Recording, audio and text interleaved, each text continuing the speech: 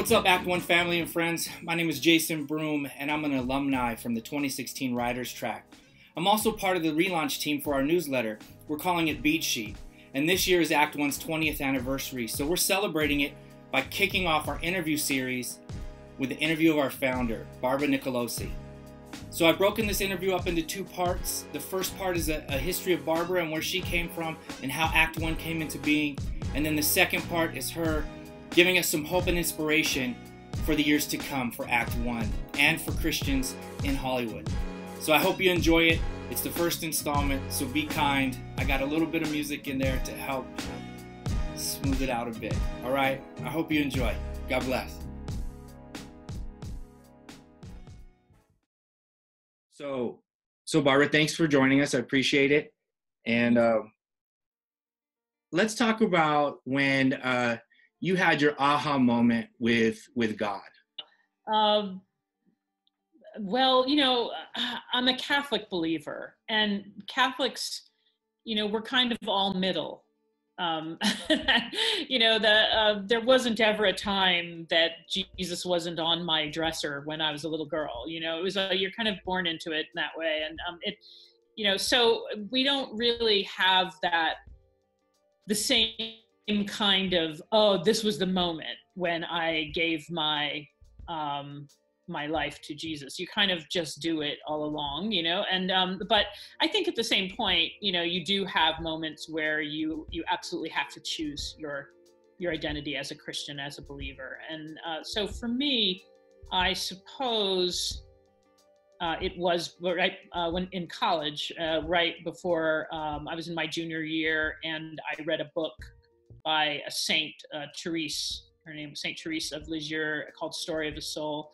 And that made me say, yeah, I'm meant to spend my life living for God and serving God. And so that led to me entering the convent, so I was a nun for 9.5 years, and then came out and went to Northwestern for film school, and then, got a job out in Hollywood. So, yeah, I mean, spiritually, my aha moment, it's hard to pin down in the way that evangelicals like to hear. But, I'll tell you a funny story. When I was being interviewed for the job at Act One, the pastor, one of the pastors was interviewing me, because at that time, Act One was a sub-program of Intermission, which was a ministry of Hollywood First Pres. And so the pastor said to me, so tell me about your story, kind of like you did there, And so I was like, well, I grew up in a Christian home, and he's like, yes, but tell me about you and the Lord. And I was like, well,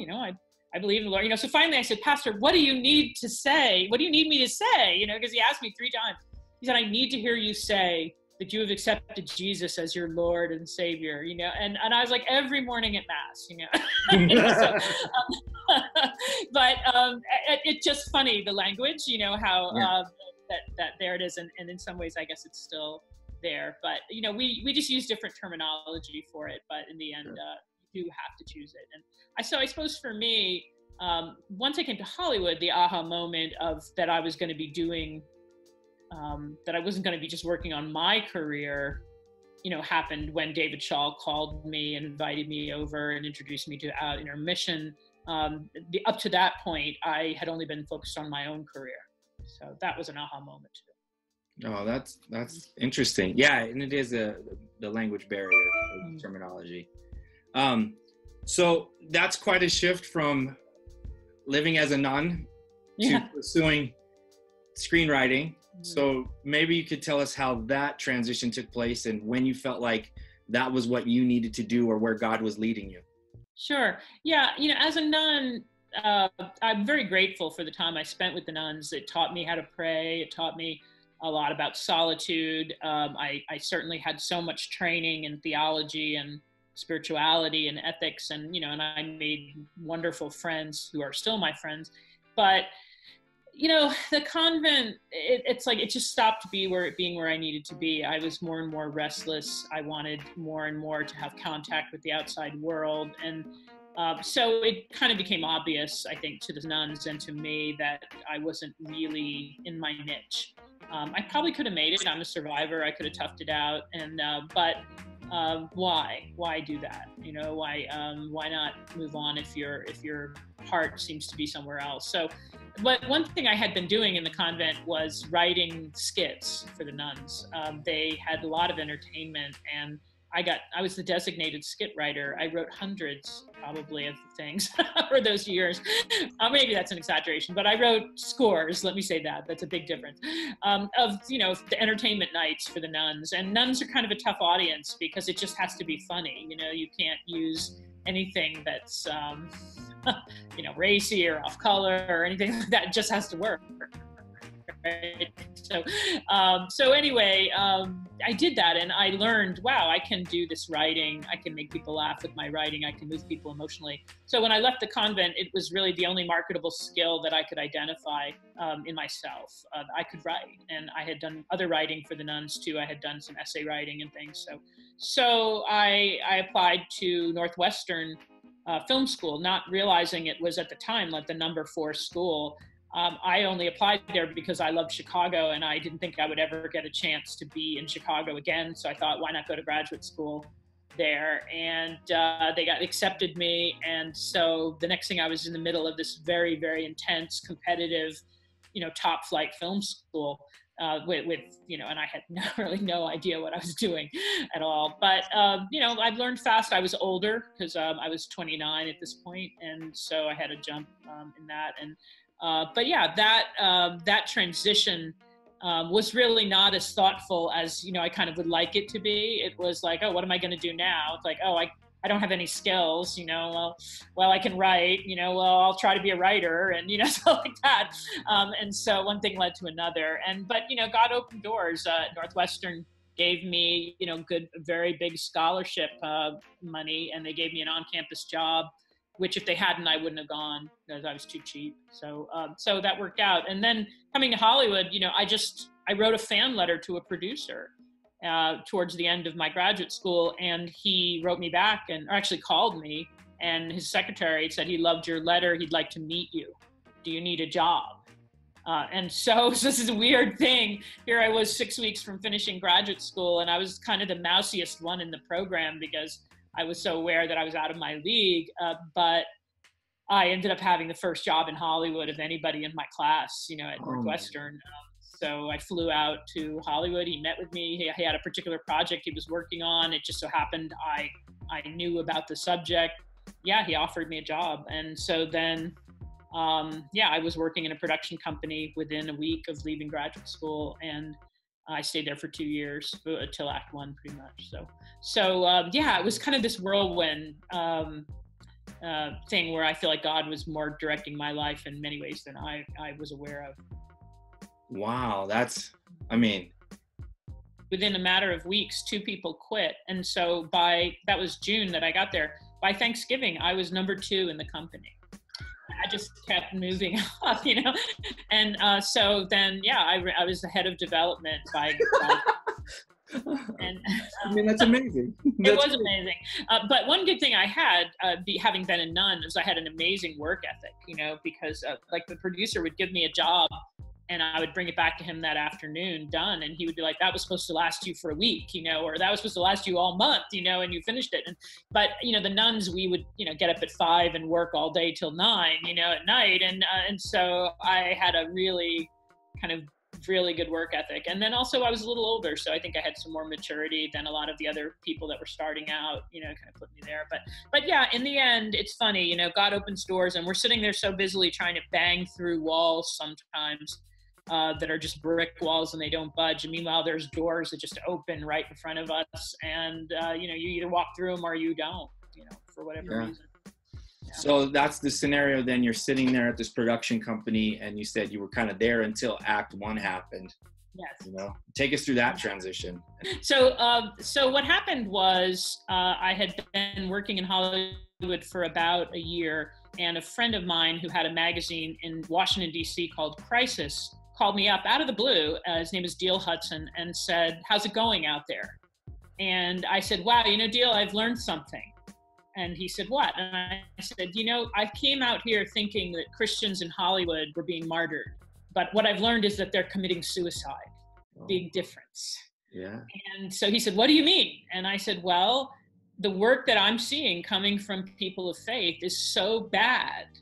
And they're arrogant about it too. So they come to us, and my production company was run by, there was a priest that was running the head of it, and Paulus Productions, and he got a look at any script that had any kind of spiritual theme or anything in it. So we got, people would send us that kind of stuff, and they were so badly written in terms of, no second act, no relatable characters, terrible flat dialogue, no theme, pretty much what Christian movies are still today.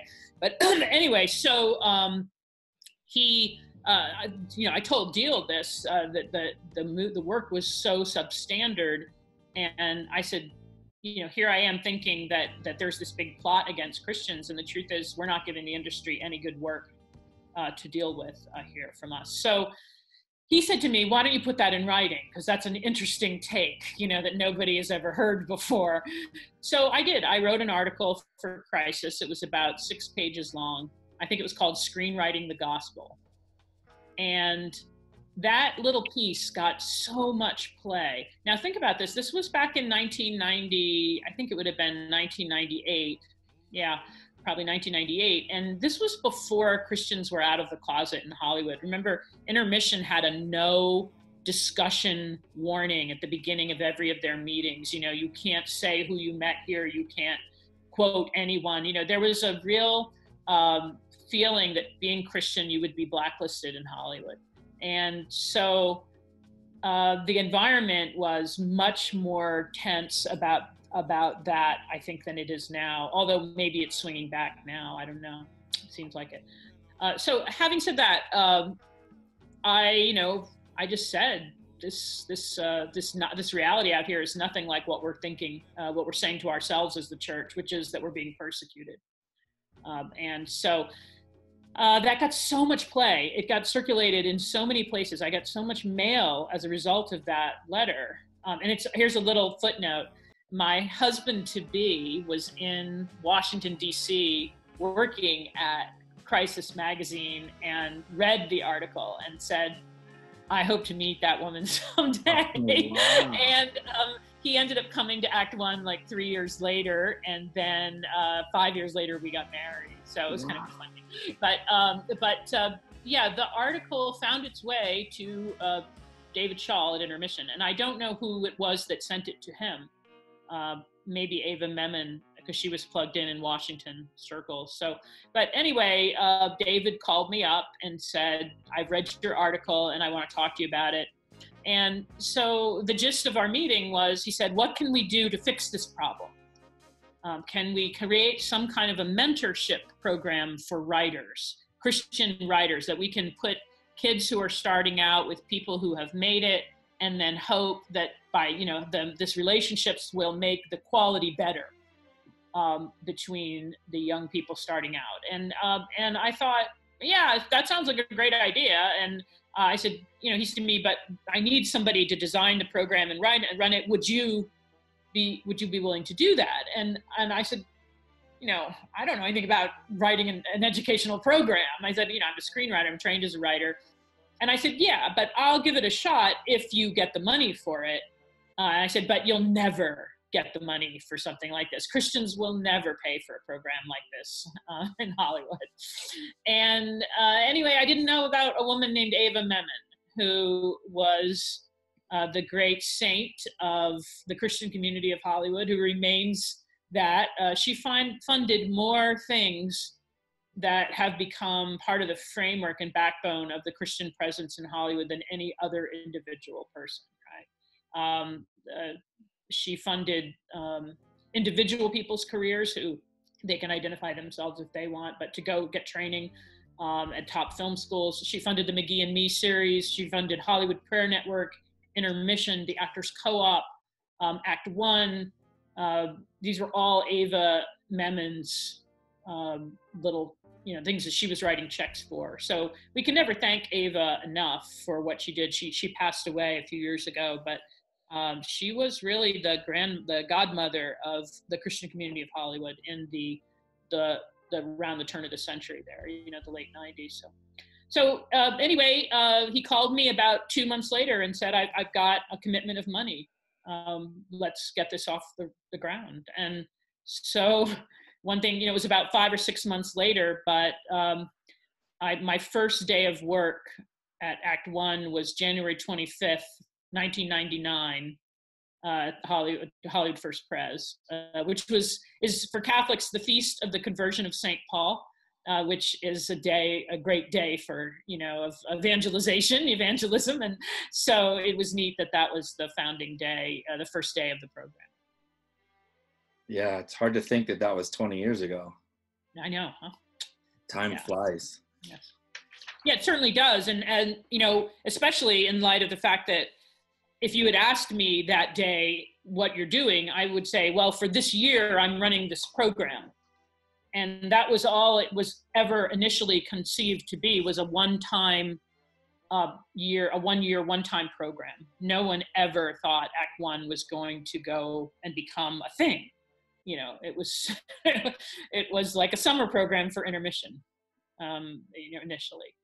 But what happened was, we actually made some money doing it. They originally, we charged a little tuition. Our initial tuition for Act One for the 30-day program was $595 for the month, and it was a month long.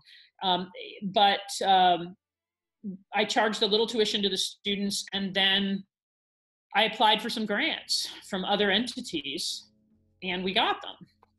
And so we ended the year, and not only did we still have our grant money left, but we had a little more that we had made. And so it was like, oh, well, why don't we do this again? And then the U.S. bishops got involved the next year. It became a major funder. They gave us $90,000 in our second year to do a program in New York. And then that started the away programs, which we did in Chicago and Washington. And it was the U.S. bishops pretty much that paid for those.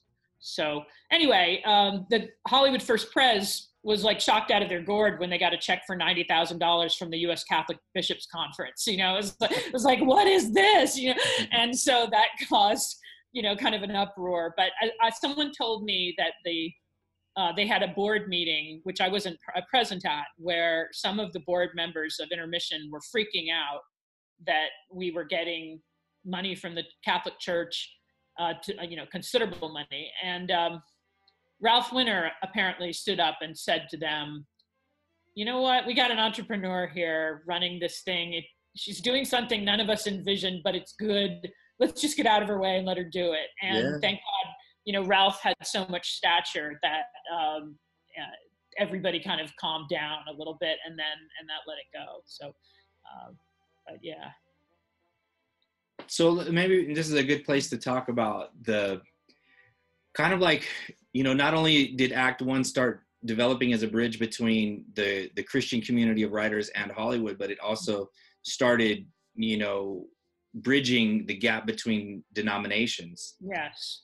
Yeah, it was interesting. There really wasn't any interdenominational cooperation overt going on at that time. So the Catholics I was running a group called Open Call for Catholics in Hollywood. And then there was Intermission, which was for evangelicals. And then a couple of the churches had fellowships, but there wasn't a lot going on. But mostly they didn't mix. There was Humanitas, the Master Writers Workshops, which was open to everyone, but that they didn't talk about faith at all. So it was run by Father Kaiser and the Paulists, but nobody knew it had its origin in Catholic stuff. So it was a very kind of, the two groups didn't come together, and there was reasons for that. Catholics feel very often, at least at that time, that evangelicals were very intent on proselytizing us, that they didn't think we were Christians. And, I had to deal with that quite a bit in the beginning. I would have people, one of my roommates said to me, Barbara, you really love the Lord, but you're Catholic, and, it's like the implied statement, how could this be? But I would have people, just over lunch, who we'd be having a good time, and then someone would say, Yeah, tell me about the Mary and the saints thing, because that just doesn't make sense to me, you know. And you'd be like, "You've been thinking that the whole time we've been having lunch," you know. And but there was I would say, you know, prejudice on both sides. On my Catholic friends' side, they could not understand why I was working with evangelicals, why I was working at a Presbyterian church. I had Catholics tell me right out, you know, what are you wasting your time there for? You know, I had a very prominent Catholic. His name is Tom Monahan, who was the founder of Ave Maria College, Ave Maria University in Florida. He was the Domino's Pizza founder, and he at dinner once said to me, "If you change the name of what you're doing to Ave Maria Screenwriting, I will underwrite the whole thing. Just make it just a Catholic thing." And I said, "No, that's not what we're doing." I said, "We're doing something great, and it's beautiful, this interdenominational thing." And anyway, right away, I was aware of this tension. But it seemed to me the bigger fight was to get into Hollywood, to bring people of faith into Hollywood. And I understood in a weird way that I don't, you know, it's preternatural because it doesn't come naturally to me at all. I understood that we had to just sidestep these interdenominational spats and not let it subsume what we were doing. And so I invited many of my Catholic friends, and they came because they trusted me to come be faculty and be mentors. And I think the intermission board mostly was very happy, especially with some of the credits of some of the people that I brought in. But nobody, you know, everybody was a little nervous about it. I'm going to say honestly, you know, it was a very delicate balance. And to tell you the truth, you know, we had some eruptions over the years. There was a lot of, every so often, some suspicion about that question would erupt. And I always saw it as internecine warfare by the enemy, because, you know, Christians were so few with any clout. There are so few Christians who have any clout in Hollywood, that the few that are trying to get our act together, that we would sit there and backbite over distinctions in how we pray, you know, basically, is there's just nothing holy about that, you know. And yet, I think a lot of people, sometimes their emphasis was more on that than on, you know, are we penetrating Hollywood? You know, is that, you know, so having said that, I do think it was one of the beautiful side things of Act One, that again, we didn't really think in the beginning that's what we were doing, but it did evolve. And now you see many wonderful friendships. The alumni have friendships, you know, Catholics, Protestants, you know, they don't even care. They don't even know, you know, they don't try to evangelize each other. They just appreciate each other. It's a beautiful sign to the church and the world. And I'm very proud of that. But it was something we fought for. Believe me, we had sometimes, I remember some discernments over students for the program, where the application committee, somebody on the application committee said, "We already accepted 3 Catholics," you know, and I remember sitting there going, "So," like, wow, is that the quota? You know, and but you know, people were still nervous. You know, they didn't know. Anyway, but I think we transcended that to such an extent that maybe what I'm saying to you now would be completely like mind blowing for a lot of people in the community to even know that this was an issue, but it was in the beginning. Yeah. It does seem to be just a natural part of the culture now of Act One, mm-hmm. is to mix the denominations without. Mm-hmm. I haven't experienced anything that's weird. So that's really, like you said, it's God putting those things together. Yeah, it was, and again, it wasn't something we anticipated. It was something that by necessity, I understood that no one denomination had enough resources to support this program. And the support that we needed was not just financial, but we needed people. We needed people on the grounds who had made it to be mentors and faculty. And there was no denomination that had enough, you know, so it's like we were just going to have to get over ourselves and, you know, let God heal the Reformation. And, you know, and I would say that at the beginning of every Act One, we are not here to heal the Reformation. So all those conversations are now not happening for the next 3 months or month or whatever. We are not going to argue about religion. And in some ways, it was a relief to the students because it kind of like, all right, took it off the table, but still, it's just interesting. Those tensions were they were part of the beginning, but I don't mean to emphasize it too much. There were many other tensions. The bigger tensions always had to do with money, of course, raising money. But still, it was a thing. Well, let's backtrack. Let's take one step back and say, and go into, how did you come up with the name Act One, or who came up with the name Act One? And then also, like, when you first got started, what was your team? Who were the players? You said Sure.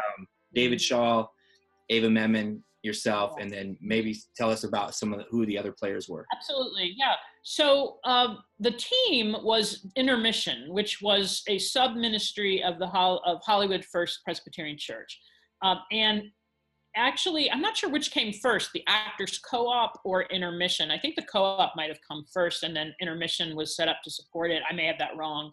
But these, the Actors Co-op is this wonderful theater company that was, the idea David wanted a company that would put on wonderful work by Christians, but not religious work. And so the team of Intermission and the Actors Co-op, people like Nan McNamara was running the Co-op for David. David was running Intermission. Pretty soon we brought in Brenda Salmon. She was doing all of the kind of marketing. Jimmy Duke was a young kid just out of college, and he was David's right-hand man. And he was kind of the administrative assistant. Then they brought in me, and I had nobody initially. I was just brought in, and then quickly we hired me. Kelly Pinkham came in, and she became the wondrous administrative assistant for Act One. And then we started hiring more and more every year. It was quite something, actually. But yes, so that initial years, there were basically 4 of us upstairs: Nan, David, Jimmy, and I, in the offices over the church, over the theater. So what happened one day was so I'd been working there maybe a week, and David came in my office and he said, "I'm going to send out a newsletter about the writing program. So what do we call it?" And I said, "I don't know. We should really give that some thought." He said, "Well, we only have 15 minutes before I send it off to the printer. So come up with something." But remember, we didn't think this was going to be a 10, 20-year thing. We thought it was a summer program. So, so anyway, I thought about it for a second, and I thought, well, what's the beginning of the writing process? What's the beginning of any movie? Is Act One. And in Act One, you have to develop character. And so that's what we're doing. We're the developing writers. This is their Act One of a journey that's going to, go on after us. And so I said to him, "Well, how about Act One?" He goes, "What? I don't know what that is," because he wasn't a writer. And I said, "Believe me, for writers, Act One, the beginning is very huge. It's very important. Whatever you do in Act One, everything else is going to flow from that, or whatever." And he goes, "Oh, whatever, fine, just put that down." And so it was. I didn't even ever really consider any other name. It just popped into my head. And like I said, we had 15 minutes, and we thought it was going to be just the summer program. And so another funny thing that happened was, originally we thought it was going to be about a week long. No, excuse me. We didn't even think it was going to be a program. Act One was initially envisioned as a mentoring program. So the idea was to partner up young writers with established writers. But right away, because I had been reading these scripts for 2 years, I was very aware that the very few young writers out there were ready for a professional mentor. That you would waste that wonderful opportunity without having given the writers some kind of initiation training for what they were the questions to ask. They didn't even know what to ask a mentor, right? And they certainly probably didn't have pages worth showing. So I said, well, we need to have some kind of a training, kind of a common context program that will give these young people a vocabulary, help them understand what's the decorum of the industry and the protocol. So what we'll do is let's have like a week training program, week-long training program. We'll bring them out here and we'll do that. And so, so David came in with a list of 33 Hollywood writers and producers who we knew had credits, who were also Christian. So they had gotten them off of the roles of intermission, et cetera. And he said to me, okay, well, let's invite these people to be our teachers at this thing. And I said, that sounds good. So I wrote a letter to 33 of them thinking, 5 or 6 will say yes. And that'll be a week-long program. Well, 30 said yes. And the 3 who didn't said, I can't do it this year, but next year I would love to do it. And so I had this list of 30 people who wanted to be part of this. And the thing I had sent them was, what would you like to tell the next generation that no one told you? What kind of a class would you like to give that would be built around that? I wish somebody had told me this. And so everybody had their kind of passion thing that, we would build the classes around then. So anyway, now I have 30 people. So I was like, okay, well, let's make it 30 days, and we'll give time for writers to teach and then time for the students to work. And there it is. And so that figure of 30 days was completely, again, built, arbitrary. It didn't begin with the program thing. It's like, it was the people that I didn't want to alienate anybody at that point. And they wanted to be part. So that was that. And then the idea of 30 students came up because several people wanted the program to be very elite. And a couple of people who were very prominent in the intermission world at that time, they wanted it to be only 4 or 5 people that we would train. But from my standpoint, I was like, I'm not going to promote this thing and then work on it for 5 people. I said, you know what, even if in the end only 5 people make it, the other 25 will go and do other things that they'll be evangelists for our view, what we're thinking of, what our message is. And so we then went downstairs into the Mir Center, and I said, but I want everybody sitting around a U. I don't want this to be a regular classroom. I want it more like a seminar. And so we made a big U for 2 of the classrooms. And I said, how many chairs are there? And it was like 30. It's like, that's how many students we'll have. So again, it wasn't like this whole strategy or anything. It just was funny how things kind of worked out. But that became a thing, 30 Act 1 students for years. That was what we did over 30 days. And but another question that, excuse me for going on, but the big question that we should be heading towards is the brand. So if you want, we could move into that if you, how we figured out what it was going to be.